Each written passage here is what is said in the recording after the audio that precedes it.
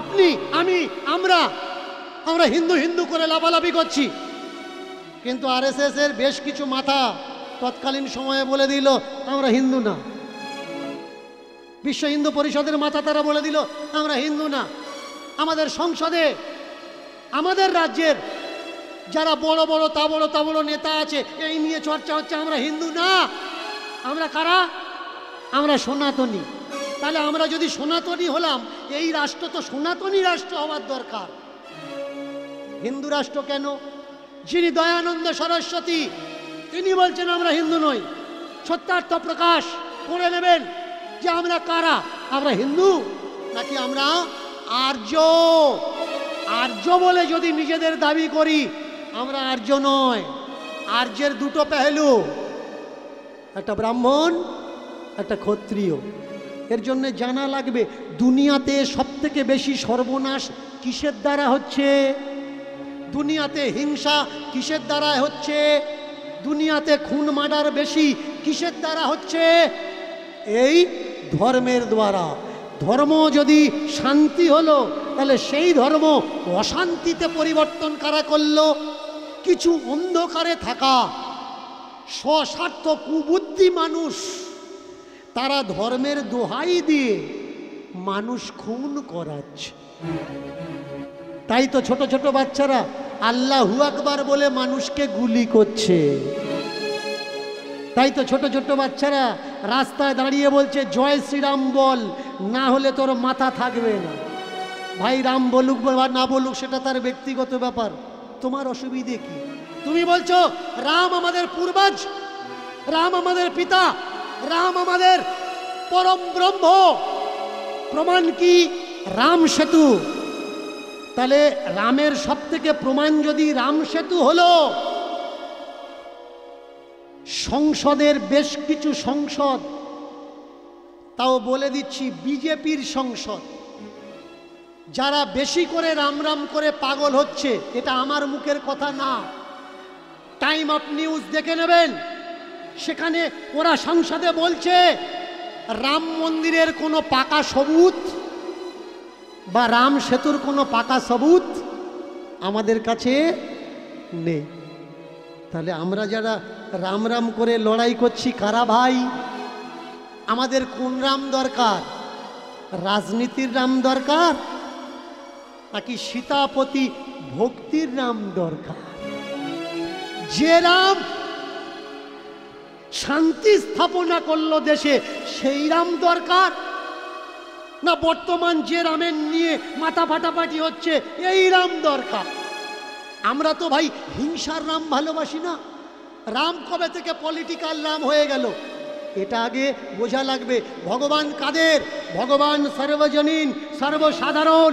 যে ভগবান ভালোবাসে ভগবান তার, যে ভগবান ভালোবাসে না ভগবানও তার। যে চুরি করে সেও ভগবানকে প্রণাম করে যে ভগবান আমি যেন ধরা না পড়ি। আর যার ঘরে সোনাদানা আছে সেও ভগবানকে প্রণাম করে যে ভগবান আমার ঘরে যেন চুরি না হয়। আমরা কোন ভগবানকে চাই? আমরা সেই ভগবানকে চাই যে প্রেম, ভালোবাসা, ভক্তি, ভাবের ভিখারি, দয়ালের, কাঙালের। সিঁদুরের আবিষ্কার কি করে হয়েছে? কীর্তনে শোনেননি না? রাধারানী ময়ূর হয়েছে, কৃষ্ণ সাপ হয়েছে, জলে ভাসছিল, ঠোকর মেরেছে, আর ওই রক্ত সিঁদুর হয়েছে। আচ্ছা, জলে সাপ ছিল, ময়ূর ঠোকর মেরেছে, তা জল আর রক্ত মিশে যাওয়ার দরকার। কোটোয় ধরেছে কে?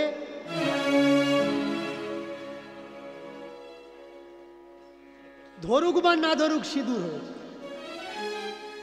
মিলিয়ে দেওয়া লাগবে। আমাদের মনে কত ভ্রান্ত ধারণা দেখুন। বন্দুক থেকে যেটা বেরিয়ে যায় টিকার টানলে ওটাকে কি বলে?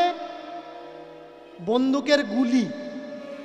একটা সময় ছিল ইংরেজরা যখন এই বন্দুক তৈরি করেছিল তখন গোল সীসা ছিল, সীসার টুকরো ছিল কি গোল, গোল বলে একে গুলি বলা হতো, কিন্তু সেই গোল এখন লম্বা হয়ে গেছে, তবুও বলা হচ্ছে ওটা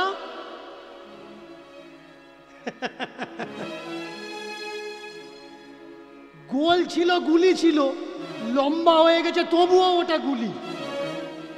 নাম চেঞ্জ হবে না। আগে বোঝা লাগবে ভাই কোন। এই যে আমরা সন্ধ্যার সময় সন্ধ্যা দিই, আমরা সন্ধ্যা কেন দিই?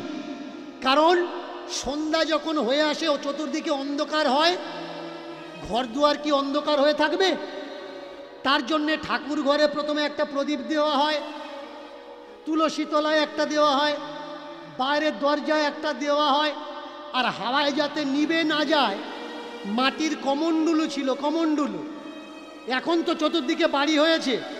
30-35 বছর পিছনের ইতিহাস, এই জায়গার ইতিহাস খুলুন, দেখবেন হয়তো মাঠের মাঝখানে একজন ছিল বা ছিল না। প্রচণ্ড হাওয়া হতো, নিভে যাবে।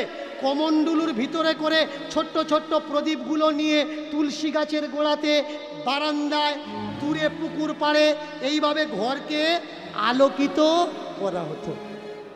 কিন্তু এখন ইলেকট্রিসিটি চলে এসছে, তবুও প্রদীপ দেওয়া কেউ বন্ধ করবে? করবে না। এবছর কালী পূজায় আমরা কি করি? মোমবাতি জ্বালাই, 3টে দিন মোমবাতি জ্বালাই। এই মোমবাতি জ্বালিয়ে আমরা কি করি না, কালী পূজার রাত সারা রাত অন্ধকারে থাকবো, আলোকিত হোক। এবছর লাইট থাকার পরেও তবু মোমবাতি আমরা পুড়িয়েছি। কেন? একটা রীতি রেওয়াজ আমাদের জীবনে হয়ে গেছে, এটা করতে হয়। কিন্তু ওটার পরিকল্পিত বিপরীত উপায় চলেও এসেছে, আসলেও তবু আমরা ওই উপায় হচ্ছি না। একটা সময় ছিল জাতের বিচার করা হতো, এখন কনস্টিটিউশনের সময় চলছে, সাংবিধানিক সময়, 21 শতাব্দী। এখন জাতপাতের প্রয়োজন নেই, তারপরেও জাতপাত জাতপাত করছি। আপনি বলবেন যে বাবা এখন আমাদের সমাজে জাতপাতের অত প্রভাব নেই, মানুষ আর এখন অতটা মানে না। মনে করিয়ে দিচ্ছি, কোনো ক্ষত্রিয় বৈশ্যের ঘরের মেয়ে নেবে? নেবে না। কোনো বৈশ্যীয় আদার কাস্টের মেয়ে নেবে? নেবে না।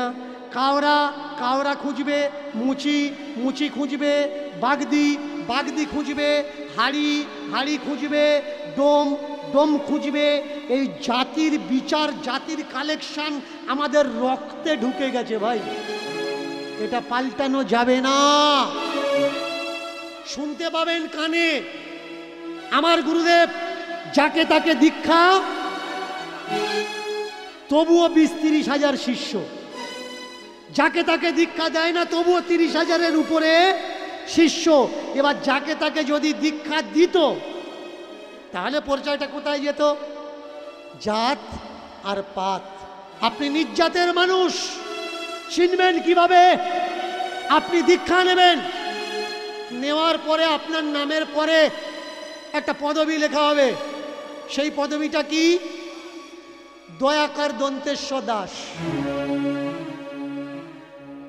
পাড়ার কোনো শিক্ষিত ছেলে যদি আপনার বলে যে আচ্ছা বাবা আপনি নামের পরে দাস লাগাচ্ছেন কেন? ও বলবে ওরে বাপরে, জানিস আমার গুরুদেব আমার নাম রেখেছে রাধা রমন দাস। এ দাস সে দাস নয়, এ দাস মুচি নয়, আমি তো রাধার দাস। ভাই, দীক্ষা নেওয়ার পরে নামের পরে যদি দাস লাগে, আর সেই দাসটা যদি সে দাস না হয়, তাহলে তোমার গুরুদেবের নামের পরে দাস নেই কেন? তোমার গুরুদেবের নামের পরে গোস্বামী কেন? তোমার গুরুদেবের নামের পরে ত্রিবেদী, চতুর্বেদী, দ্বিবেদী কেন? তোমার গুরুদেবের নামের পরে আচার্য কেন? তোমার গুরুদেবের নামের সঙ্গে প্রভুপাদ জুড়ে আছে কেন? আগে বোঝা লাগবে ভাই। সন্ন্যাস যখন তুমি নেবে, নেওয়ার পরে দণ্ড থাকে, দণ্ড। এই দণ্ডের সাইজ কোনটা? 3টে সাইজ আছে। নিজ জাত কানের নিচে লাঠি থাকবে, মিডিল জাত তাদের কান পর্যন্ত লাঠি থাকবে, তার উপরের জাত মাথা পর্যন্ত, আর তার উপরের জাত মাথার উপর পর্যন্ত। বর্তমান ভারতবর্ষের শঙ্করাচার্য দেখাতে পারবেন না কোনো অব্রাহ্মণ হয়েছে। এই পদটা, এই সিটটা ওদের আন্ডারে, ওদের দখলে। কেন ভাই? যেখানে গীতা বলছে চতুর্বর্ণ মায়া সৃষ্টম, শুনে নিন, চতুর্বর্ণ মায়া সৃষ্টম গুণ কর্ম বিভাগস্য। ভগবান বলছেন গুণ আর কর্মের দ্বারা মানুষ বিভক্ত হয়। সেখানে মনুস্মৃতি বলছে জন্মের পরে ব্রাহ্মণের ছেলে ব্রাহ্মণ হয়। ব্রাহ্মণকে জন্ম জায়তে শূদ্র, মৎস্য পুরাণ জন্ম জায়তে শূদ্র সংস্কারেণ দ্বিজ ব্রহ্ম জানতি ব্রাহ্মণা বিষ্ণু জানতি বৈষ্ণব। তাহলে মনুস্মৃতি কি বলছে? আলাদা কথা বলছে। গীতা কি বলছে? আলাদা কথা বলছে। মৎস্য পুরাণ কি বলছে? আলাদা কথা বলছে। তাহলে গীতা পৃথিবীর বেশিরভাগই মানুষ মানে। গীতা যদি মানি মনুস্মৃতি মিথ্যা, আর মনুস্মৃতি যদি মানি গীতা মিথ্যা। এই দুনিয়ায় বেশিরভাগ সনাতন ধর্মের মানুষরা তাদের কিসের ওপরে বেস করে চলে?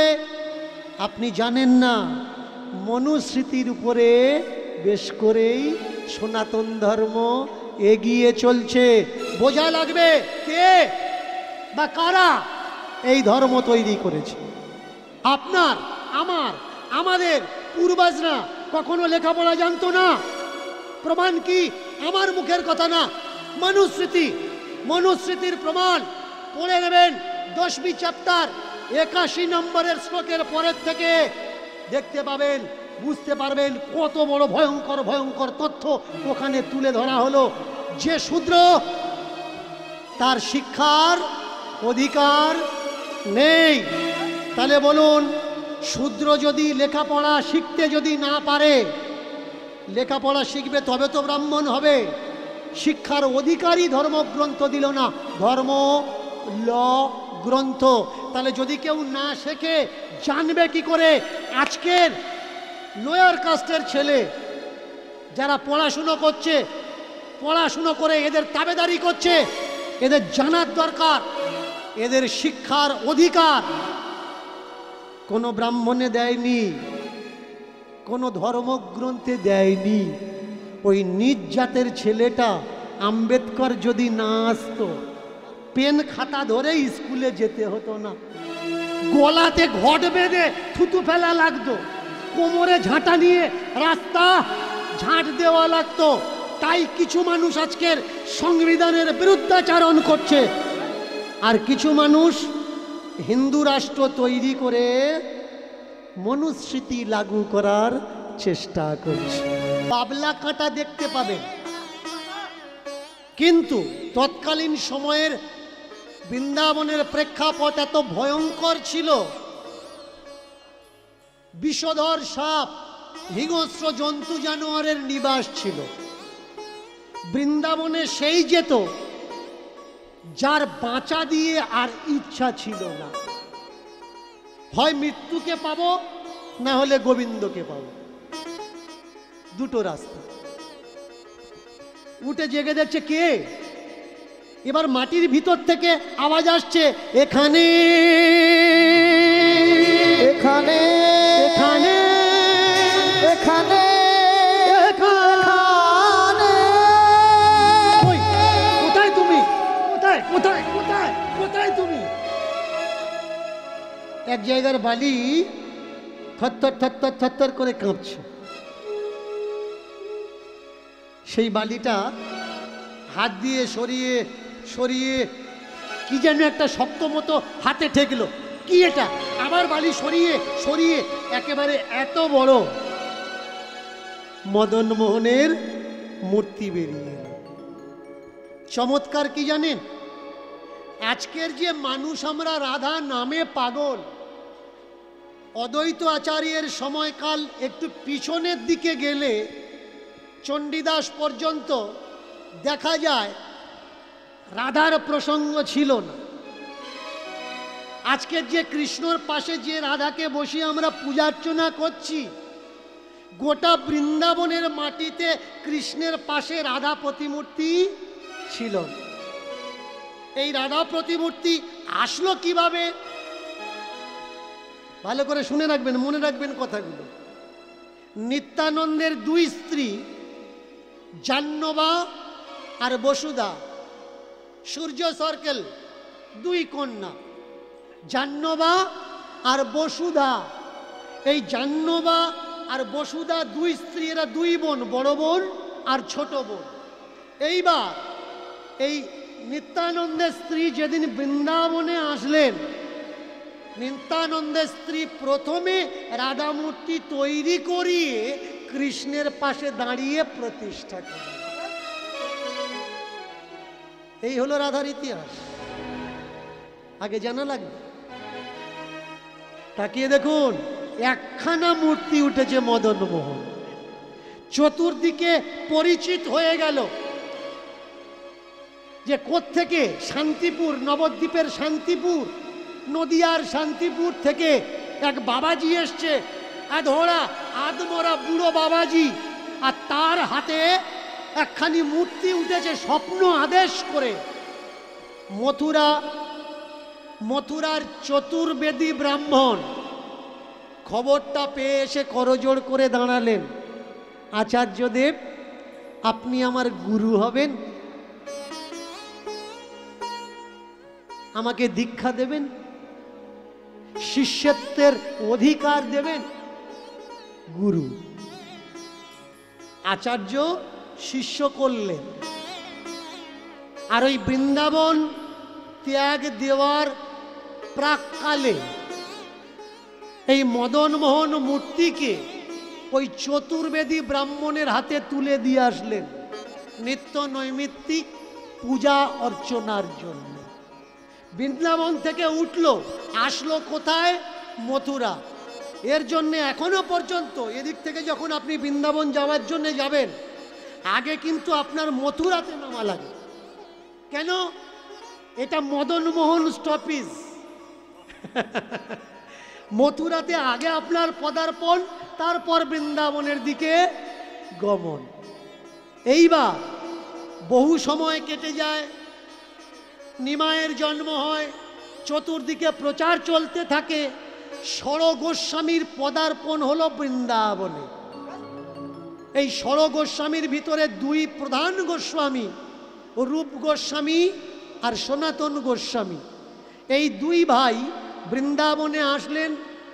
যিনি সনাতন গোস্বামী, আর এই দুই ভাই চলে যেতেন মথুরাতে ভিক্ষা করতে। 10 দিন পর পর একদিন ভিক্ষা করতেন। আর ভিক্ষাতে তারা কি পেতেন? শুকনো রুটি।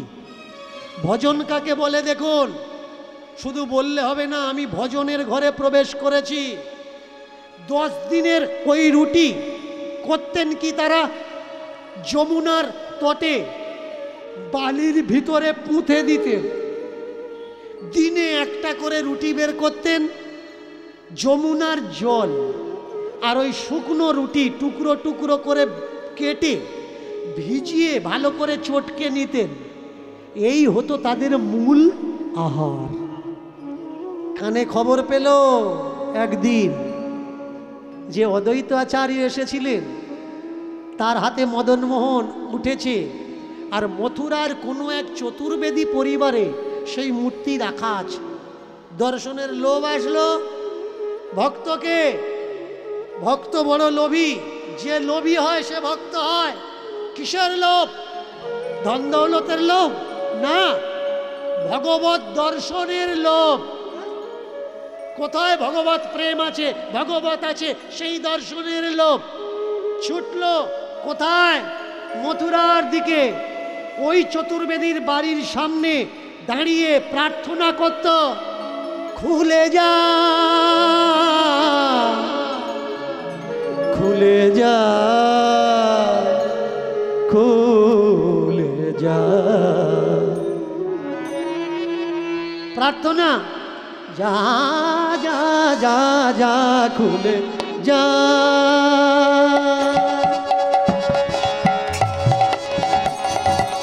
যা যা যা যা যা যা যা যা যা যা যা খুলে যা।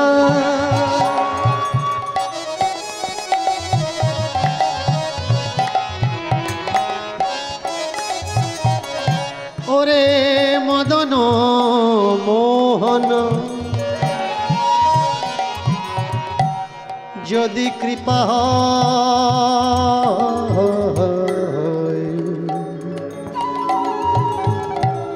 মন্দিরের দরজা দরজা দরজা যা যা যা খুলে যা যা যা যা যা যা যা যা যা খুলে যা।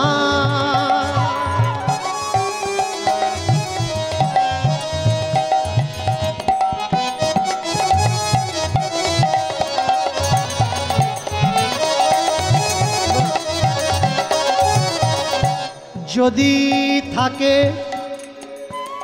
পূর্বে কোনো ভজন সাধন, খুলে যাও মন্দিরের দরজা, যেন আমার হয় প্রভুর দর্শন। খুলে যা যা যা খুলে যা। ওমা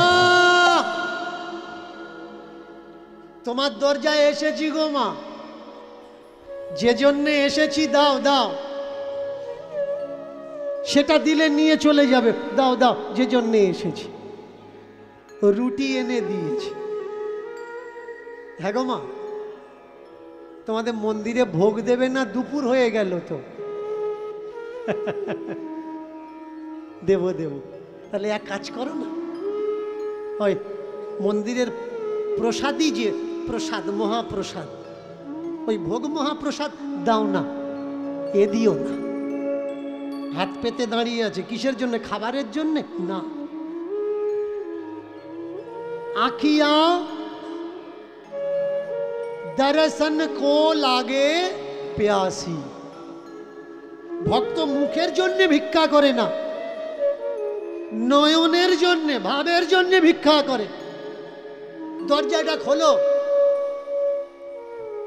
যেই প্রসাদ দেওয়ার জন্য, ভোগ চড়ানোর জন্য দরজাটা খুলেছে, ওরে বাপরে, কে কে? তুমি তীর্থে যাচ্ছ, তুমি যাচ্ছ না, তোমার ডাক এসেছে তাই তুমি যাচ্ছ। তুমি ভগবান দেখছো, ওতে কোনো যায় আসে না। যেদিন ভগবান তোমাকে দেখে নেবে সেই দিন যায় আসে। তুমি ডাকছো দেখা দাও দেখা দাও দেখা দাও, ও দেখা দিচ্ছে না।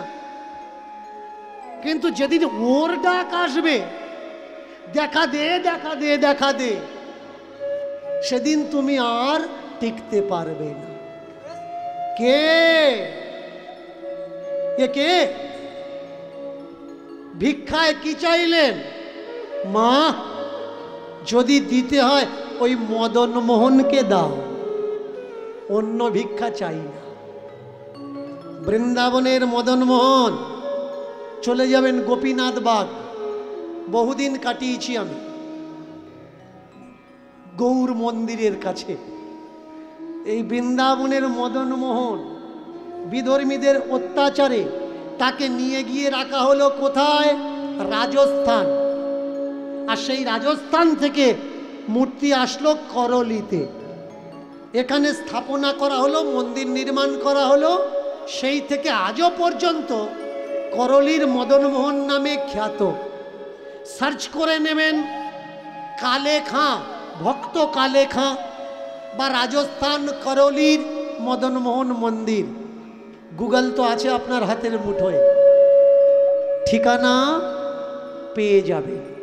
চমৎকার দেখুন, ওর যখন বুলাবা আসে, ও তো না অন্ধ দেখে না খোঁড়া দেখে, ও টেনে নেয় তার কাছে। ভগবান কাকে ভালোবাসে? যে ভগবানকে ভালোবাসে। ভগবান অন্য কিছু চায় না যে তুমি শুকিয়ে শুকিয়ে একাদশী করো, দ্বাদশী করো, ত্রয়োদশী করো, চতুর্দশী, অষ্টমী, ষষ্ঠী করো। ভগবান এসব চায় না। ভগবান কি চায়? ভগবান চায় তুমি আমাকে কতটা ভালোবেসে পারো।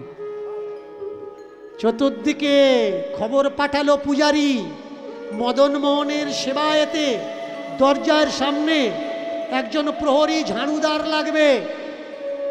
যদি কোনো ভাগ্যবান থেকে থাকো চলে এসো মন্দিরের সেবার জন্যে। এবার চতুর্দিকে খবর দেখো ছড়াইয়া গেল, এবার চতুর্দিকে খবর দেখো ছড়াইয়া গেল, চতুর্দিকে খবর দেখো ছড়াইয়া গেল, চতুর্দিকে খবর দেখো ছড়াইয়া গেল। আমার মদন মোহন সেবার তরে লোক লাগবে রেখো, মদন মোহন সেবার তরে আমার মদন মোহন সেবার তরে লোক লাগবে রেখো, মদন মোহন সেবার তরে লোক লাগবে এসো।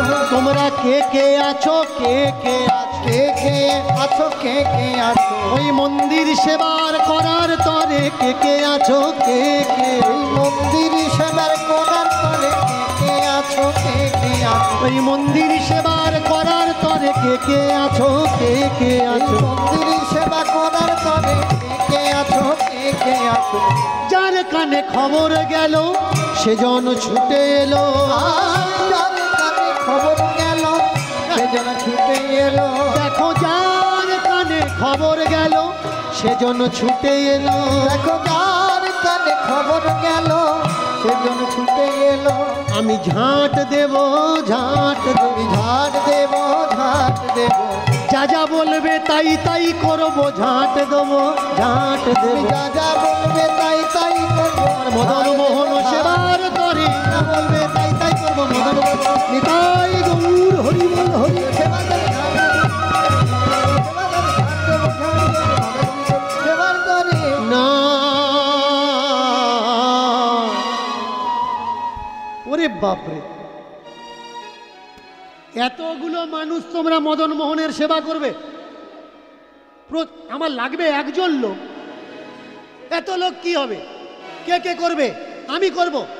ও পণ্ডিতজি আমি করব, আমি মদন মোহনের সেবা করব। আচ্ছা তুমি মদন, এই তোমার জাত কি? আমি তো মুচি, মুচি তো চলো, এই বাবু সরে দাও, সরে দাঁড়াও। মদন মোহনের সেবা করবে, মুচি বড়বাবু হয়েছ? বেরাও মন্দিরে বাইরে, বাইরে বাইরে। কে ভগবান? যেখানে হয় জাতপাতের বিচার প্রধান, কখনো হতে পারে সে ভগবান? এই ধর্মগ্রন্থ লিখে কি করা হয়েছে? ভগবানের নামে দোষ দেওয়া হয়েছে। এসেছিল ঝাড় দেওয়ার জন্যে, জাতের জন্যে তাড়িয়ে দেওয়া হচ্ছে। এই জাত কোনো নিচু মানুষেরা তৈরি করেনি, নিচু কাস্টের মানুষেরা তৈরি করে। সেন বংশ, গুপ্ত বংশ পড়বেন ইতিহাস, মহাভারতের সময়কালে চলে যান। মহাভারতের সময়কালে কোনো লাস্ট নেম কিন্তু ছিল না। এই যে সর্দার, মণ্ডল, হালদার, সরকার, এসবগুলো ছিল না। রামায়ণে এসব কোনো কাস্ট ব্যবস্থা ছিল না। তাহলে মহাভারতে লাস্ট নেম নেই, রামায়ণে লাস্ট নেম নেই। লাস্ট নেম আসলো কোত্থেকে? সেন বংশের সময়কাল থেকে। নামের পরে লেখা হলো কে কি, যাতে জানা যায়। আর এই জাতের জন্যে আসতে দেওয়া হলো না মন্দিরের কাছে, ফিরে গেল এক এক করে মানুষ। কিন্তু ঝাঁট দেবে কে? দ্বার রক্ষা করবে কে? ঘিরে থাকবে কে? কালে খাঁ নাম করে একজন মুসলমানের ছেলে, সবে বিয়ে করেছে, কাজকর্ম কিছু নেই, সংসারে চাল আনতে পারছে না, ডাল আনতে পারছে না, আটা ময়দা সুজি কিনতে পারছে না। এই খবর শুনে মন্দিরের কাছে দাঁড়িয়েছে। পণ্ডিতজি, আমাকে নেবেন? টাকা পয়সা দেওয়া লাগবে না, দুবেলা দুমুঠো আমার আর আমার স্ত্রীকে খেতে দিলেই হবে। পণ্ডিতজি বলছে, মন্দিরে যারা চাকরি করে তাদের তো টাকা পয়সা কিছু দেওয়া হয় না বাবা। মন্দিরে তো উল্টে আরো টাকা দেওয়া হয়, দেয় যারা আসে। মন্দির থেকে কাউকে টাকা দেওয়া যায় না। সময়টা চলছিল জোর যাদের মুলুক তাদের। ব্যাস, চাকরিতে এন্টার করা হলো। কাকে? কালে খাঁকে। আর এই কালো খাঁ ঝাঁটা ধরে দাঁড়িয়ে থাকতো মন্দিরের বাইরের দরজায়। শক্ত মানা ছিল, তুমি মুসলমান, মন্দিরের ভিতরে যেন কোনোদিন আসবে না। ওই বাইরের দালান পর্যন্ত, এর ভিতরে তুমি ঢুকবে না। কিন্তু মনে কৌতূহল ছিল, ভিতরে কি এমন আছে যে আমি দেখতে পাবো না? ও দিয়ে কোনো মতলব নেই বাবা, দুটো চাল ডাল রুটি পাচ্ছি, এতেই যথেষ্ট। কোনো একদিন ঝোড়ো হাওয়া এলো, আর একটা পাতার টুকরো উড়ে গিয়ে মন্দিরে ঢুকেছে। সময়টা কোন সময়? পূজারী সবে মন্দির থেকে বেরিয়ে চলে গেছে। চিন্তা করছে, পাতা যাতে ভিতরে না ঢোকে তার জন্য আমাকে রেখেছে। আর ওই পাতা যে মন্দিরের ভিতরে ঢুকেছে, পূজারী যদি এসে দেখে যে পাতা ঢুকেছে, তাহলে তো আমার চাকরিতে আর লাগবে না।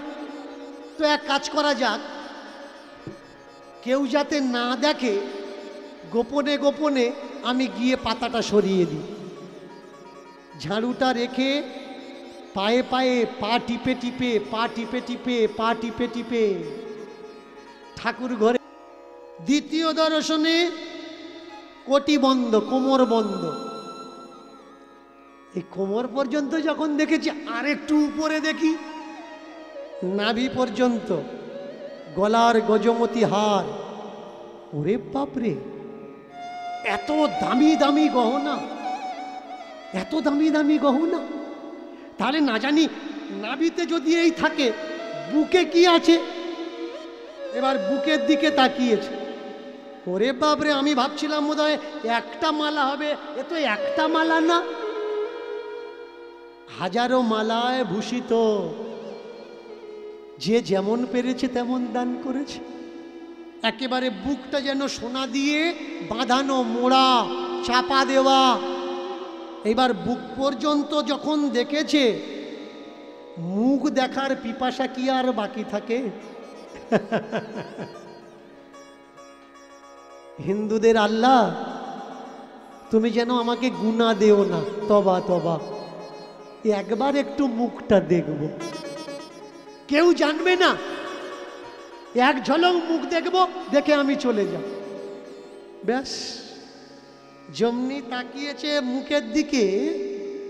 আর আমি প্রথমেই কিন্তু বলে দিয়েছি, তুমি ভগবানকে দেখছো বা না দেখছো, ওতে কোনো যায় আসে না। ভগবান যদি তোমাকে দেখে ফেলে, সেই দিন তোমার জীবনের সব কিছু পরিবর্তন হয়ে যাবে। যেমনি মদন মোহনের চোখে চোখ রেখেছে, এক ঝলকে মদন মোহনও কালে খাঁর চোখে চোখ দিয়ে দিয়েছে।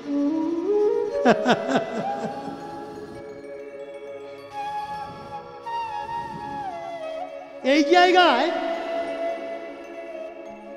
কে কাকে দেখলো? মদন মোহন কালে খাঁকে দেখলো, নাকি কালে খাঁ মদন মোহনকে দেখলো? যেমন বিদ্যুতে হাত দিলে শরীরে বৈদ্যুতিক প্রবাহতে তার সব কিছু রুদ্ধ হয়ে যায়, থেমে যায়, তেমনি নয়ন বাণের বৈদ্যুতিক ক্ষমতাতে সব কিছু তার রোধ হয়ে গেল। একটু আগে যার দেখার ইচ্ছা হচ্ছিল, সেই ইচ্ছাও এখন তার সমাপ্তি হয়ে গেল। এখন নয়ন সরাবে কিভাবে সেই চিন্তায় পড়েছে।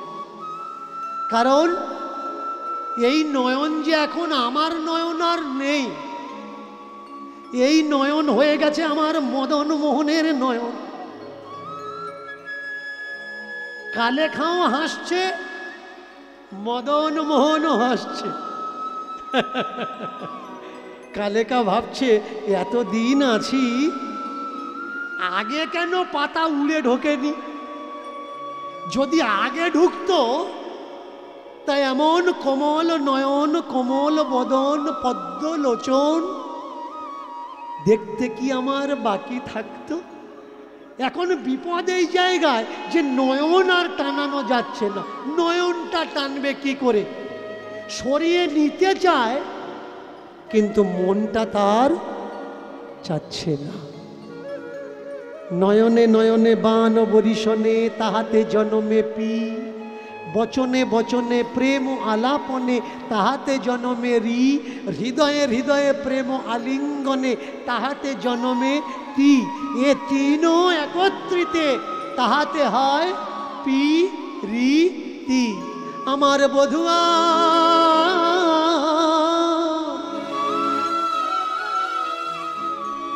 নয়নে নয়ন রাখি, নয়নে নয়ন রাখি, আবার নয়নে নয়নে রাখি, নয়নে নয়নে রাখি। আমার বধুয়া নয়নে নয়ন রাখি, নয়নে নয়ন রাখি। আমার বধুয়া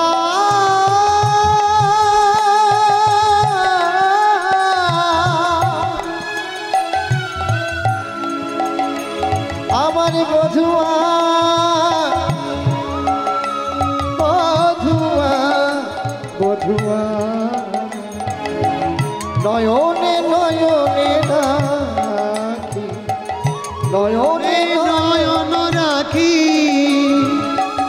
যেই নয়নে নয়ন রেখে মরল রাধা রানী, আর যেই নয়নে নয়ন রেখে মরল রাধা রানী, রানী। যেই নয়নে নয়ন রেখে মরল রাধা রানী, যেই নয়নে নয়ন রেখে মরল রাধা রানী, যেই নয়নে নয়ন রেখে মরল মীরা রানী। আর যেই নয়নে নয়ন রেখে মরল মীরা রানী, সেই নয়নে কালেখা আজ নয়ন রেখে দিল, সেই নয়নে কালে খায় কাজে নয়ন রেখে দিল। ফেরায়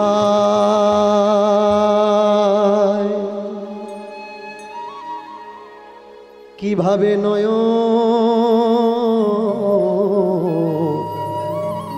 ফেরায়।